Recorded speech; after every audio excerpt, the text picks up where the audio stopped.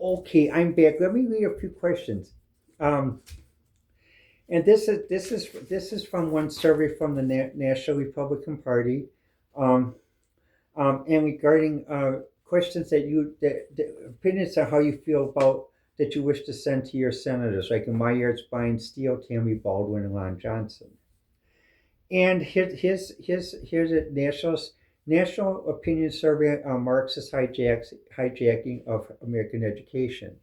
And I do feel that basically American education is being hijacked conditionally, not fully, but conditionally. Like, for example, Section 1, Marxist ideas rapidly gain acceptance. Critical race theory. Supported by the far left, critical race theory aims to replace the American idea of individual rights with the un American idea of unequal rights based identity.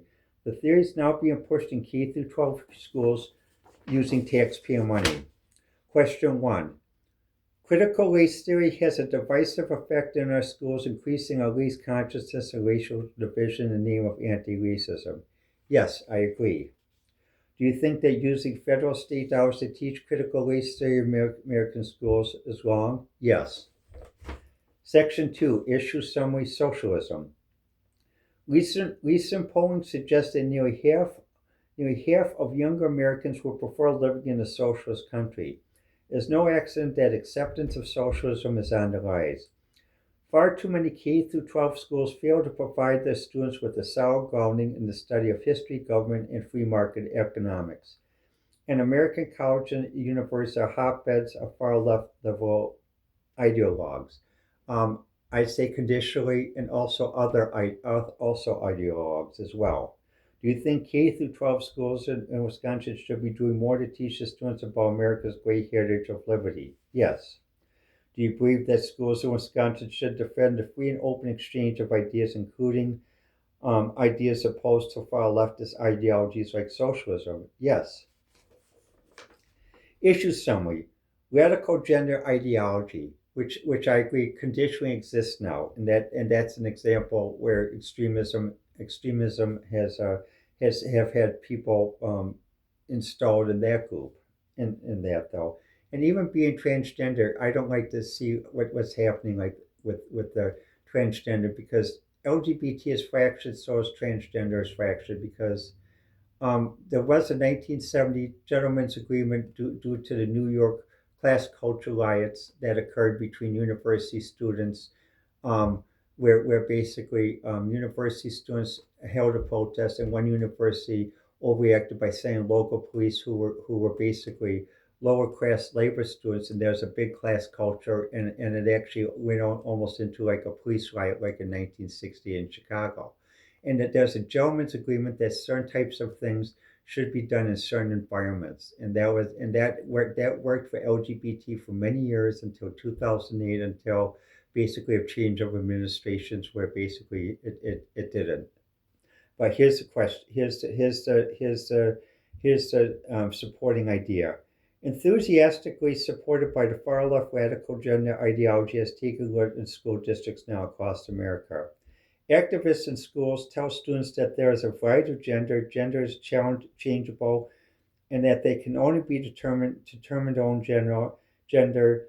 That means if a boy identifies as a girl, he can compete in girls' sports and change in a girls' locker room. Some schools have even begun referring students without their parents' knowledge for gender transition treatment, which may include puberty blockers and surgery.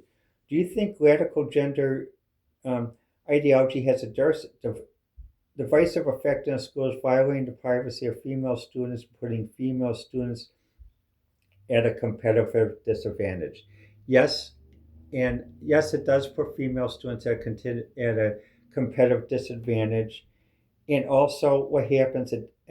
Yes, conditionally, it can violate privacy, especially if they're districts where basically the people are not mature about lifestyles. And this goes back to something when I worked with some of my colleagues at as a medical researcher. As a medical researcher, I worked with colleagues worldwide from the EU, many colleagues from Italy, Finland, Sweden, Germany, France, And it's interesting what all of them said when they came over here. They actually said, God, how can you live in Milwaukee and work in Milwaukee with these Nazis? And the reason why they said that is, and even, or also they said farmers, and they didn't mean derogatory towards Wisconsin farmers. They meant basically what they meant is the European provincial definition of farmers, mean people that are deliberately dense, that don't want to adapt and understand other people's lifestyle, but also want to interfere with other people's lifestyle. What you do in your own home is your own home, and what you have the right to wear whatever you wish to wear, and even what you wear in public is what you long as it follows certain standards. Like when I go out and wear dresses and skirts, like many women nowadays, we wear shorts under our skirts. And I remember a friend of mine, I know basically, she remembers when she was growing up in Texas. She said the reason why she got into hell wearing skirts under her skirts is because basically when she was younger, she was very good looking and very much like a model. But she was in a district in Texas where they had some bad boys, and some bad boys did some mean things trying to while she wore skirts, and that's why she put shorts on. And that's why I agree. Like with many of us, why we wear shorts underneath our skirts, and then I'm glad AliExpress and other places sell what they call safety shorts. So when you do wear skirts and dresses, you can put them on and not have to worry about bad boys. And what I mean by bad boys in the United States is also men who are over 18 that should know better, but they act like they're boys and stuff like that though. And they try to get away with it by claiming you violate the civil rights if you challenge them. No, sorry, civil rights works both sides of the street, whether you're white, black, purple, yellow, from Mars or Venus or any place else. It works for everybody, or it doesn't work at all. So in this case, to the question of radical gender ideology, I would say yes, and I say yes conditionally, because what happens, I don't agree that schools have a right to take away parental control of children, and that though, because there are many reasons I believe this, and I won't go into a personal reasons, but there are many personal reasons I believe this. And also basically regarding gender before puberty blockers basically before someone is an adult, no, or surgery, no, uh-uh, no. The reason why is because what happens, um, basically, someone is now old enough to understand exactly what the consequences are. Transition is not easy. Transition is not bed of roses. And the LGBT club sometimes, when extremism comes in, becomes a very funny Mickey Mouse club.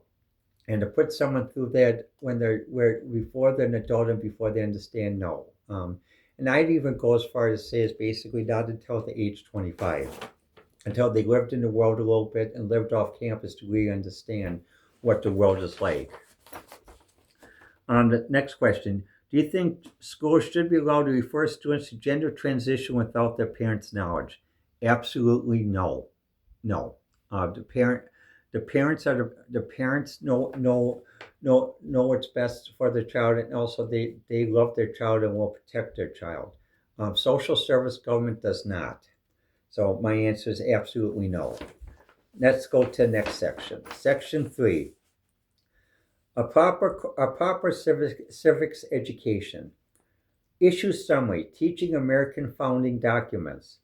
At Hillsdale College, we teach that the core of American civics education is a study of American founding principles of liberty and limited government. Every civics curriculum should include a study of the Declaration of Independence. Should schools teach their students about America's founding principles, require them to study the Declaration of Independence and the Constitution? Yes, absolutely. Issue summary. Instilling informed patriotism. Informed patriotism is vital to the preservation of American liberty. A proper civics education serves as an antidote to critical race theory, socialism, and radical gender ideology. To what extent do you support our Save American Education campaign to teach young Americans about our nation's great heritage of liberty? Strongly support. Issue summary. reaching millions, especially young Americans, with free online education courses. In 2012, Hillsdale College began producing free online education courses such as Constitution 101, The Meaning and History of the Constitution, The Great American Story, A Land of Hope, and Marxism, Socialism, Communism Today. Marxism, Socialism, and Communism, period. Today, more than 40 free online courses are available to anyone who wishes to learn, and more than 4.5 million Americans have enrolled in one or more. To what extent do you support the production of additional free online courses about America's great heritage and liberty? Strongly support. And also, I feel it should be done in other fields as well. Like there are many people who talk about how they learn different skills through YouTube University. And what I do is I did the same thing. I retook up sewing, and to help with my excuse me to help with my sewing, I actually watched courses on YouTube University. I also took courses through Skillshare, and it's really amazing how much has helped. Like Gertie's course, Caroline's course, and a few others. I have links on my YouTube channel, Diana 1K2. You can see I saw curate them into all links like that. Also, even Arduino and also Anastasia on Tech, Lori Wired. I agree with this because when I went back to my old alma mater, UW Parkside, a few years ago, take continuing education, excuse me, courses in communications and computer graduate courses in computer science. At first, basically, I thought I was welcome, but I realized I was tolerated. What happens in one communications course, I had one professor, and I was really surprised though because he was 30 years old, but to me and other students, it seemed like he had a chip on his shoulder, or there's another term people use like that though. It's a little bit of a vulgar term, but there's another term where people say that he had like a bug up his butt and stuff like that though. Because what happened was, like with me though, he addressed me very harshly in some ways, and even when turning assignments handwritten, he criticized that basically. He said, "Well, you should have printed it. Everyone else has to print. How come you know handwriting?" And my generation we taught handwriting. That's why I think on this survey that I'm reading here, we should also reinstill handwriting in the public schools, not just printing, so that people can, because many documents have been written in handwritten form, and that's how that's preserved. Because problem is printing is a little bit of a slower process. Handwriting is like this. Declaration of Independence was handwritten, so was the Constitution, and many other things. The other things he also would criticize that my vocabulary. Say, well, can't you talk in a simpler mode? Can't you talk simpler? And he's mad because basically I went to a better school that emphasized vocabulary, and that's what we should also re-emphasize in public schools. And another course we were talking, one professor, what I didn't like is basically is at first she is very supportive, but basically in the end though some of the things started to show through with the effect of extremism on the liberal side. For example, there's one student that was thinking of transitioning, and she asked if I could talk with them because she had trouble talking with them, and what happens? I talked with the student. I took a friend with me because, like basically, like Billy Graham. When Billy Graham started out his ministry, there were many people that tried to set him up to counsel people, and they tried to go after him when he would counsel people one on one. So I brought a friend as a witness, and we went and talked with the student, and what happened was what basically my assessment was is that normally some people say when you talk with someone who's trans, they're going to encourage you to transition. Well, in this case, I encouraged the student not to transition. I said, well, because I asked the student some questions. I said, well, for example, when you transition in school, are you willing to transition and be addressed and live socially and also conduct yourself in a manner that is conducive to living as a woman and as women live. Also, when you graduate and apply for your first job or first apartment, are you willing to realize that when you fill out an application form, since if it's before 2 years after you have transitioned, or even after 2 years after you graduate from college, are you willing to put down what your former male name was, and have someone realize that you are transitioning for a job or for an apartment? And the third thing I asked him, I said, well, I said, when you transition male to female, you automatically take a 1/3 to 50% pay cut depending on what part of the world you live in. Like in Switzerland, it's a 50% pay cut. In the United States, it's a 1/3 pay cut. Are you willing to accept that? And I could see from his expression, he was like, well, wait a minute, no one's ever talked with me about this, about these types of consequences. And the fourth question was basically, when you transition, you're going to run into people that are going to challenge you. Are you sure you have an identity of yourself that you know who you are? Because you're going to have people come out of the woodwork. They're going to challenge. You're going to have extremists try to use the Bible to challenge you. You're going to have extremists trying to challenge you, saying, "Well, are you lost? Do you need guidance? Join a group. Or join a cult. We'll help you. Are you strong enough to have your own self to say no?" And I could tell from those four questions he wasn't, and that was why um, I recommended them. And as the last part I did is I bought two magazines, two fashion magazines. One was a special issue devoted to LGBTQ. They had some articles by LGBTQ writers. Another one was an issue about transition, about basically students who are in college that have transitioned. And these were popular magazines like Elle and Vogue, and I gave it to him, and I could see when he put it in his backpack, he put it in his backpack like I'd given him some sort of what would be called dirty magazines or subversive magazines, and that's how I could tell basically that no, he wasn't ready. But what happened though with the one professor that referred me to it, when she retired, we talked about this, and at one point she brought up a political topic in the email, and I asked for my response, and I responded to it. And then after that, I was canceled. She said, "Well, professors don't talk about political topics," but she opened the door by asking the political question. Again, a form of far leftist ideology. So, what my advice is basically is, if you get some of these off the wall questions and you feel uncomfortable, don't answer. Your body's right. Don't answer it. And even if you think it's from a trusted professor, because I thought this professor I could trust, and no, I was sort of put on the rails.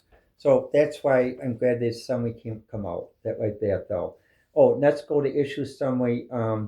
Providing guidance to K through 12 classical schools. Hillsdale College helps guide students of K through 12 classical schools across the nation. We also offer the Hillsdale 1776 curriculum, which covers the triumphs and tragedies of American history fairly and comprehensively, free of charge, to a growing network of educators and homeschooling families. And I agree in homeschooling. Do you think Hillsdale College should continue to expand its efforts to provide guidance to K through 12 classical schools nationwide? Absolutely yes. And continuing, Section 2, excuse me. A proper civics education continued. Issue summary. Mailing free pocket constitutions. In 2017, we mailed free pocket-sized booklets containing the Declaration of Independence and Constitution, which I received and I have on my business desk to refer to, as well as the New Testament to the Bible, to more than 79,000 K through 12 schools across America. The response was remarkable, and requests were received from teachers to send hundreds of thousands of additional booklets. Today, we have sent more than 700,000 booklets to K through 12 schools nationwide. To what extent do you support the continuing distribution of free copies of the Declaration of Independence and Constitution for teachers and students at K through 12 schools nationwide? Strongly support. Issue summary. Reaching millions with a free digest of liberty. Since 1972, we have printed and mailed free issues of Imprimis, a flagship publication, to anyone who wishes to receive it. Today, Imprimis is delivered 10 times a year to more than 6.8 million households and businesses. It features speeches given at Hillsdale events and previous contributions including Ronald Reagan, Margaret Thatcher, and Clarence Thomas. Imprimis promotes limited government, free enterprise, individual rights, personal responsibility, and a strong defense. Do you think we should continue to expand the distribution of Imprimis to hundreds of thousands more Americans? Yes. Now, note, if you currently don't receive Imprimis, we'll send you a free lifetime subscription. Thank you for completing this survey, which is wonderful. And section 3, how you can make a significant difference. Saving America starts with saving our schools. Since we launched the National Education Initiative, the curriculum of Imprimis has expanded to more than 6.8 million. The number of citizens taking one or more of our Hillsdale free online courses has grown to more than 4.5 million. We guide dozens of K-12 classical schools nationwide and so much more. We are expanding these educational outreach efforts on behalf of liberty while refusing to accept in capitals 1 penny in capitals of government funding. And that's important because the moment a group does accept any government money, they come under the funding rules, and they also come under to extremists that come to certain organizations, and sometimes it takes a long time for organizations to filter them out or actually do proper legal and administrative policies to get the organization back on track rather than running off the rails. Let me start again. So we are expanding these educational outreach efforts on behalf of liberty while refusing to accept capital 1 penny in capitals of government funding, not even indirectly in the form of federal or state student grants alone. This is why the generous support of citizens like you who understand the importance of education and liberty is critical to the continued success of our educational outreach. Will you send your best donation now to help ensure success of our Begin Capitals Save American Education campaign in capitals, to engage the far left on the battlefield of education, defend against the influence of Marxist ideologies like critical race theory, socialism, transgenderism, and educate young Americans about our nation's great heritage of liberty? Yes, and the reason why I didn't say conditionally because I'm concerned about how, like I said, LGBT has become a funny Mickey Mouse Club due to extremism, and even with tokenisms on award shows and in music. I mean, I saw other videos produced by professional musicians who claim about the music industry, about what has happened and how it's sort of changed. And even like when I used to like to watch Saturday Night Live, but Saturday Night Live isn't funny anymore. It's more political. It's more script based. So the only reason I watch Saturday Night Live now is for the musical guests. The rest of the time, what I do in Milwaukee is on Saturday nights. I watch Austin City Limits on channel 10.1 PBS from 10 to 11. Then 11 o'clock I'll switch on Saturday Night Live, and then I'll watch the remainder of it for the music groups. But some of the skits, no, they're not funny. They're politically based, and even when they have the news update, where they're supposed to have basically one person represents a Democrat point of view, one person represents a Republican point of view. Some feel the person who represents a Republican point of view is actually a Democrat trying to represent a Republican point of view. And I missed the days of when they had A. Whitney Brown, Joe Pesci, and Joe Piscopo, who actually did represent the Republican points of view. And also, Joe Piscopo was welcomed by the Star Trek community, and that in those days, the Star Trek community did encourage all voices of the spectrum. And what happened? And then now there's some supplementary question. It says, "Dear President Arnn, yes, I understand that bold print Save American Educational Campaign and bold print will teach young Americans about our nation's great heritage of liberty, The work is critically important to preserve American liberty for future generations. I agree. Underline, begin underline, education can counter anti-American Marxist ideologies such as critical race theory, socialism, and transgender, and underline. And I'd say yes. And again, yes, conditionally, because basically things have gone too far with with different extremists embedding themselves in different groups, whether it's lesbian, gay, turf, trans exclusive radical feminism, religious groups claiming to be Hasidic when they're very hypocritical.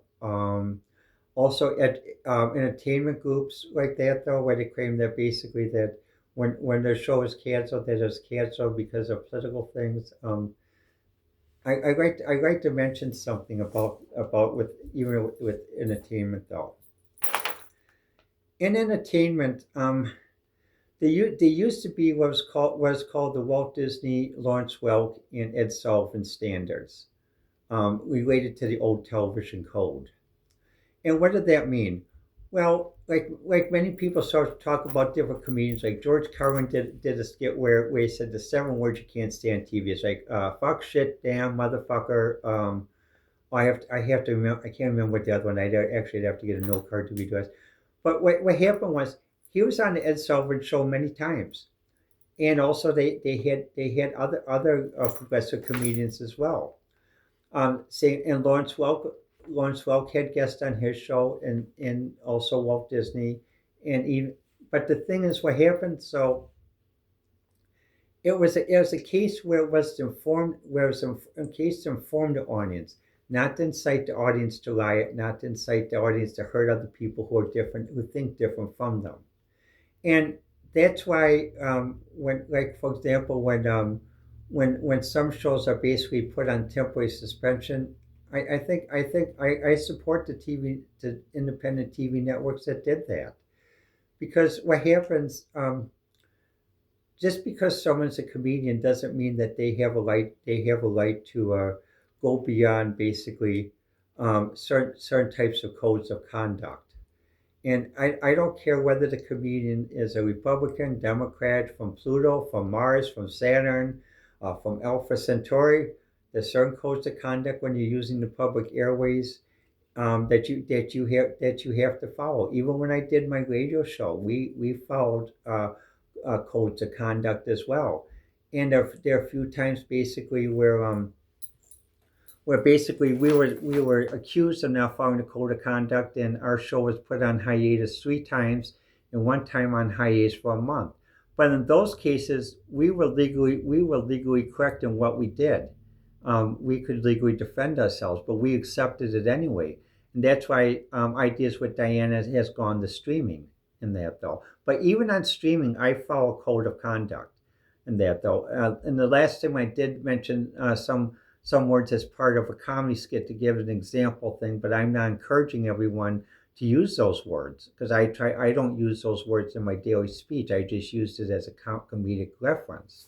So again, this is where there has to be a code of conduct, and also again the extremism that have embedded in different types of segments of American society need to something needs to be done, and it has to be done constitutionally, by the Declaration of Independence, Helsinki Human Rights Accord, and code of law, but not what we ran into in the 2020 election, where the code of law became lawfare, as a version, American version of A Tale of Two Cities, of living in Robespierre America, where basically a mob could claim that they're gonna take you to city court for federal charges. No, no. So we need to get back. We need to get back to a better basis of society. Next question. Yes, I want to help push back against aggressive efforts by the far left to hijack American education, indoctrinating our children. I understand my donation is critical because Hillsdale College is genuinely independent, refusing to accept one penny, in bold print, of government funding, hyphen, not even indirectly in the form of federal student grants or loans. And again, I'd say yes, and also yes conditionally, regarding pushing back against the far left. It's not that people are against the far left, um, because during the Vietnam War, we had cases where we had Democrats who were hawks, that were expressing a far right of sending drafts and doing the draft based upon social privilege, because there are many people that did volunteer. One of my cousins did 3 tours of duty in Vietnam voluntarily, and he's a very nice guy. He lives on the East Coast. We don't get a chance to meet up or talk as much because when I moved, I lost a lot of his contact information. But very nice guy. He's part of the Shriver family, which I am as well, which is part of the Kennedy family. As my cousin married into the Shriver family in 1968, and my parents and I attended her wedding, um, and they live in Easton, Pennsylvania, like that though. But the point is though, during the Vietnam War, there was a lot of there was some social drafting, political drafting that some suspected went on, and that's why basically the far left had a right to say, wait a minute, we got to re-examine this, especially when members of the Democratic Party who are hawks, like Hubert Humphrey, and that's why my parents eventually voted for Nixon, as many other people did in '69. Yes, I am returning my survey and rushing my best donation in amount of. Yes, I am doing that, and I prefer not. I prefer to keep how much I donate private. When you respond, you will receive a bold print free lifetime subscription, um, italics print, a premise, and italics print Hillsdale Digest of Liberty. And this is I'm glad they send this out. And when people ask me what political party I am, well, nowadays what happens is I'm still registered as a Republican. However, again, I what happens? Do I agree with everything that the Republican Party says it does? No. Do I agree with everything that the Democratic Party says it does? No. But what happens? I consider myself now basically the third party of the middle. Those of us who are frustrated by the leads of both the Democrat and Republican parties, and many of the elites of both parties don't understand why President Trump was elected a second time, and by overwhelming, he broke what breaking the liberal wall. Well, part of it is basically many people in the middle, like me, basically.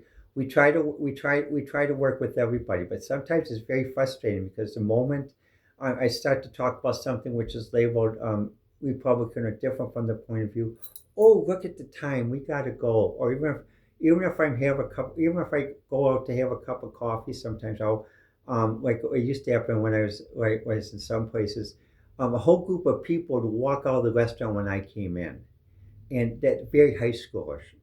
And even sometimes when I go to a cafe like that, though, sometimes when I pay $7 for a latte, I'd have some people come to me. You shouldn't say this about Biden. Biden is such and such. We're having a private conversation. It's a tete-a-tete. This is not a public conversation. Like in Irish culture, they have a thing. Is this a private or public forum? And if you tell someone in Ireland it's a private forum, everyone knows to mind their own business because it's a tete-a-tete between you. So that's part of the things they share with the English as well and the Brits. But the point is, what happens though is that's why those of us in the middle, many people think of us those as as a temporary sort of thing. Like once Trump's out of office, everything's going to go back to elites, controlled by the elites from New York or Los Angeles. No.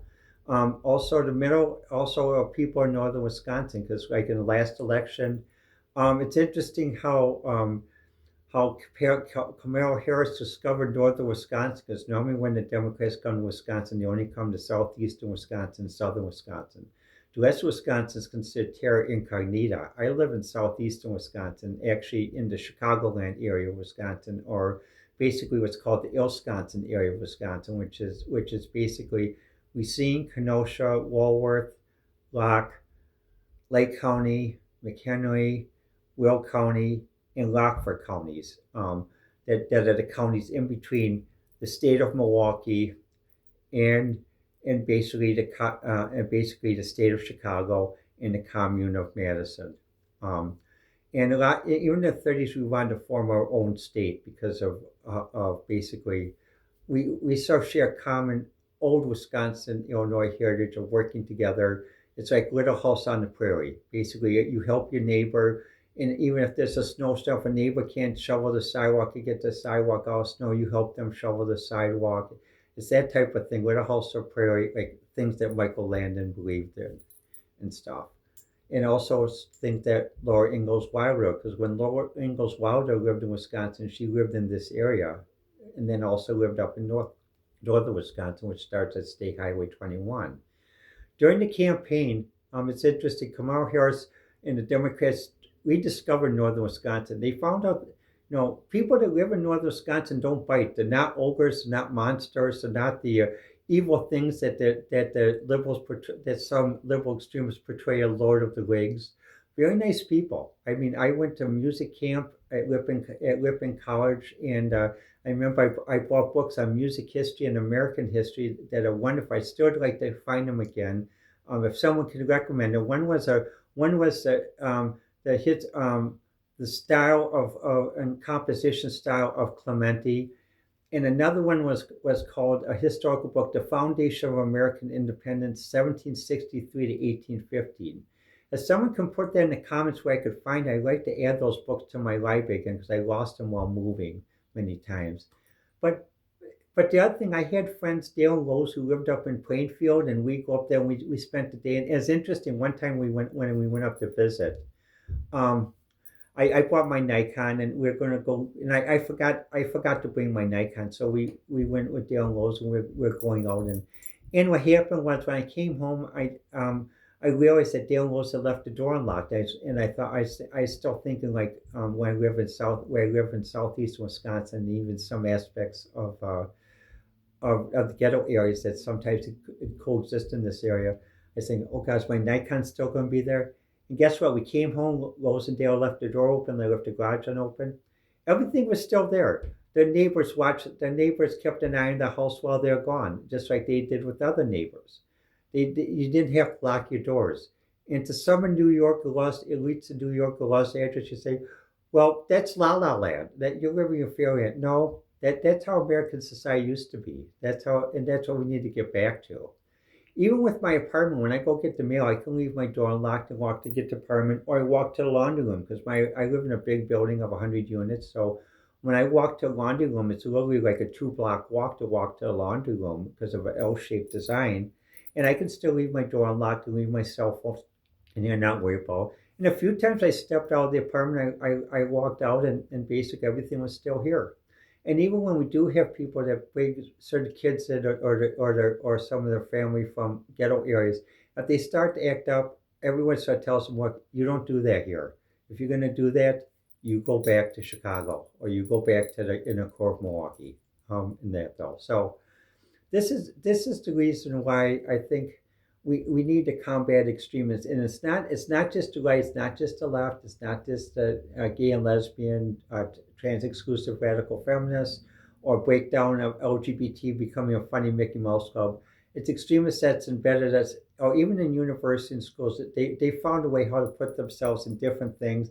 And what happens, they're very good at hiding themselves like secret agents, so that basically, even though the two of them could be together, people think that they're actually enemies.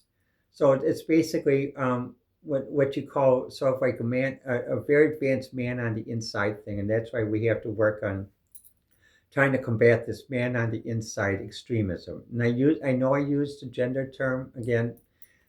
Dude, this is extremist. Because what happens, many good practices did start early on, like man on the inside, man in the loop. That's why I don't believe also in complete AI usage. I believe that you should have a person in the loop, and that though, and we should also combat a person on the inside. And the reason why you have a person in the loop is because uh, programming does not always work. Learning does not always work. You have to have someone that has executive control to say no, just like William F. Buckley when he founded National Republic. It was in response to where people were afraid to say no, and no had to be said. So he said, stop. He didn't say no, but he said stop. So we have to have someone that says stop, stop, stop. So, well, let me know what you think. Best way to reach me is on YouTube, Facebook, X, Blue Sky, and Pinterest. And please remember that I try to respond to comments as timely as possible, but sometimes my health acts up because I do have certain issues that sometimes make certain days good days and certain days bad days. So I appreciate your patience, and I'd like to thank you for watching. And also, I'd like to thank you for your support of peaceful and constructive dialogue and moving on and forward. This has been Ideas with Diana for September 27th, 2025.